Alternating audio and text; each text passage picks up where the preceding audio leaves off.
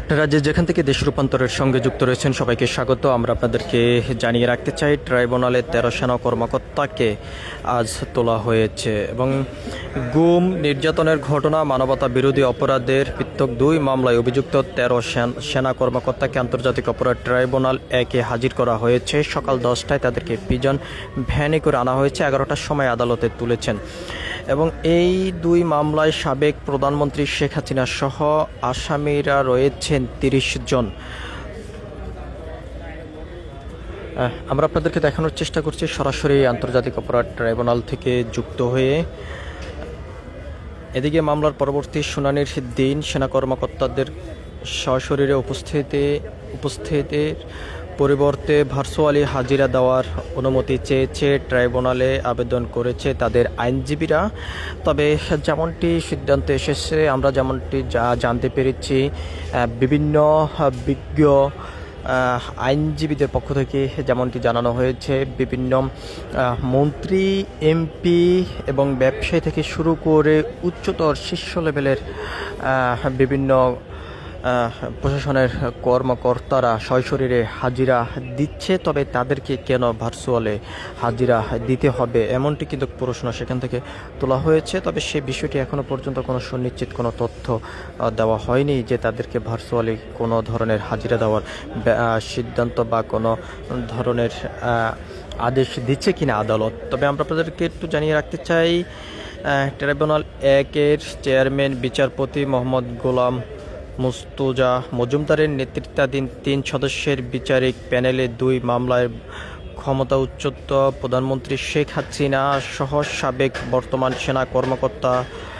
কর্মকর্তাদের শুনানি হবে আজ। তবে শুনানি শেষে সাংবাদিকদের সঙ্গে কথা বলবেন অ্যাটর্নি জেনারেল। তবে কি শুনানি হয়েছে বা কি আদেশ এসেছে সে বিষয়টি জানানো হবে। আমরা আপনাদেরকে একটু সরাসরি দেখানোর চেষ্টা করছি আন্তর্জাতিক অপরাধ ট্রাইব্যুনাল থেকে সরাসরি যুক্ত হয়ে।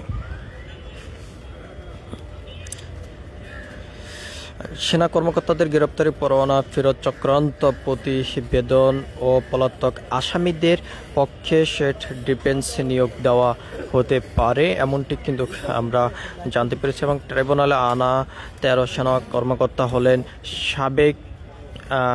র্যাবের সাবেক অতিরিক্ত মহাপরিচালক ব্রিগেডিয়ার জেনারেল মোহাম্মদ জাহাঙ্গীর আলম এবং এখানে আরও আসামি রয়েছেন brigadier general Tofayel Mostafa Sarwar, brigadier general Mohammad Kamrul Hasan এবং brigadier general Mohammad Mahbub Alam, brigadier AKM Azad, colonel Abdullah Al Momen, colonel Anwar Latif খান।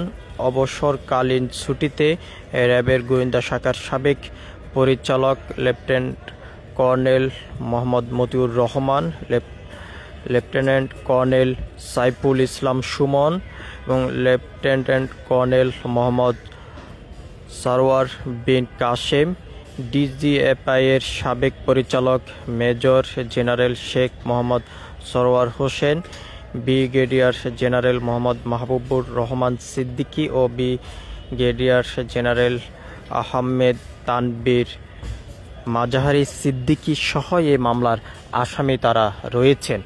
আমরা আপনাদেরকে একটু জানিয়ে রাখতে চাই, 13 সেনা কর্মকর্তাকেই সকাল 10টার সময় ব্যাপক করা নিরাপত্তার মধ্য দিয়ে আন্তর্জাতিক অপরাধ ট্রাইব্যুনালে তাদেরকে আনা হয়েছে। 11টার সময় তাদেরকে আদালতে তোলা হয়েছে। তাদের এই মানবতা বিরোধী অপরাধ, গুম, খুন থেকে শুরু করে বিভিন্ন অভিযোগে প্রধান আসামি করা হয়েছে সাবেক প্রধানমন্ত্রী শেখ হাসিনাকে এবং যদিও 13 সেনা কর্মকর্তা গ্রেপ্তার রয়েছে, বাকি আসামি এখনও গ্রেপ্তার হয়নি। আমরা আপনাদেরকে একটু দেখানোর চেষ্টা করছি সরাসরি আন্তর্জাতিক অপরাধ ট্রাইব্যুনালের সামনের থেকে সরাসরি যুক্ত হয়ে।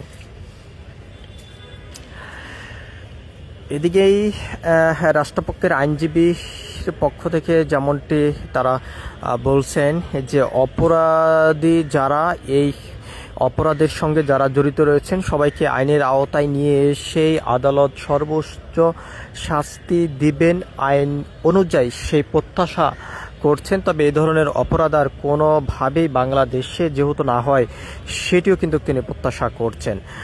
সব কিছু মিলিয়ে এই ছিল এখনকার মতন আন্তর্জাতিক অপরাধ ট্রাইব্যুনাল থেকে আমার কাছে সর্বশেষ। পরবর্তী আপডেট পেতে সবাই দেশ রূপান্তরের সঙ্গে থাকুন। ধন্যবাদ সবাইকে।